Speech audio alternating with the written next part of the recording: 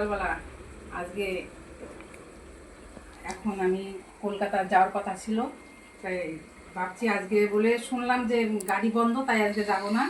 আমি ভেবেছিলাম বাবার জন্য সেই কি মাছ বলে, বাইম মাছ। বাবা একদিন বাইম মাছ খেতে চেয়েছিল, তাই আমি বাইম মাছ আজকে পেয়েছি। সেই বাইম মাছে যে রেখেছি, ওই যে তরকারিতে দিয়েছি, উচ্ছে দিয়ে তরকারি রান্না করছি।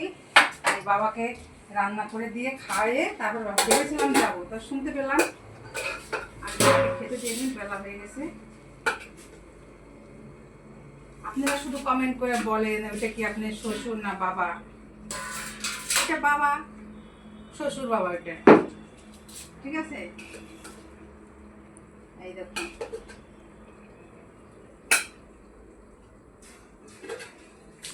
আমি আজকে বাবাকে ভালো করে রান্না করে খাওয়াই, কালকে সকালবেলা কলকাতা যাবো। এই দেখুন বাবাকে এখানে এই বাইর মাছ দিয়ে আর লতি দিয়ে খেতে দেবো।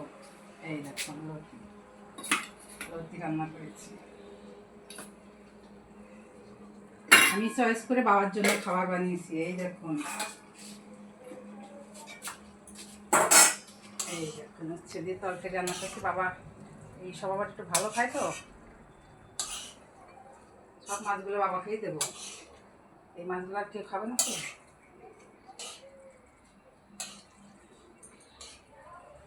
এই দেখুন আমার জন্য কি মাছ এনেছে দেখুন। এই দেখুন বন্ধুরা, বাবার জন্য আমি রেখেছি, আমার জন্য কি মাছ আনছে এই দেখুন বন্ধুরা। এই দেখুন এই দেখুন কত মাছ, কি মাছ এনেছে আমি জানি না।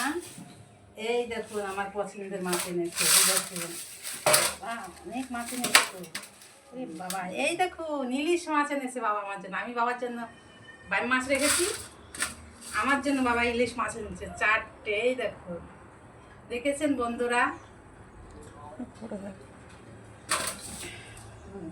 আর এই যে বেগুন এনেছে, এই দিয়ে রান্না করবো যখন আবার দেখাবো। আপনারা আমার পাশে থাকবেন, ভিডিওগুলো দেখবেন, লাইক শেয়ার কমেন্ট করবেন। বাবাকে আমি আগে খেতে দিয়ে আসি।